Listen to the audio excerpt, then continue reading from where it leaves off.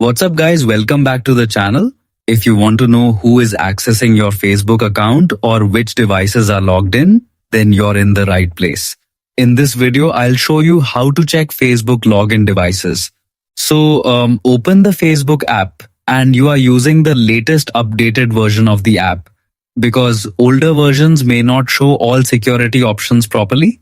After opening the app, look at the menu icon, the three horizontal lines, which is usually located at the top or bottom section of the screen depending on your device.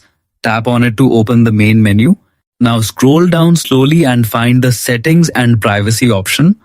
Tap on it to expand the menu and then select Settings. This will take you to the main Facebook settings page where all account controls are available. Inside the settings page, look for an option called Account Center and tap on it.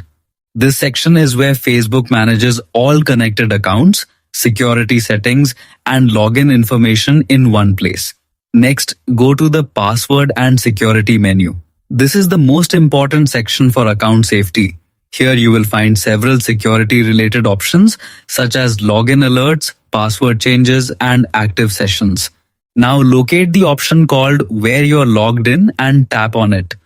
Facebook will now show you a list of all devices where your account is currently active.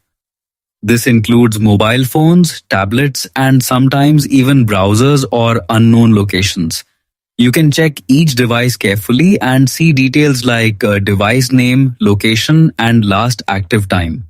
If you notice any device that you don't recognize, you can immediately log it out by selecting it and choosing the log out option. For better security, it is also recommended to change your password and enable two-factor authentication after checking your login devices. So that's the complete method to see all devices logged into your Facebook account. Stay safe online and always keep your account protected. If this video helped you, hit the like button, share it with your friends, and subscribe for more useful tutorials. Thanks for watching.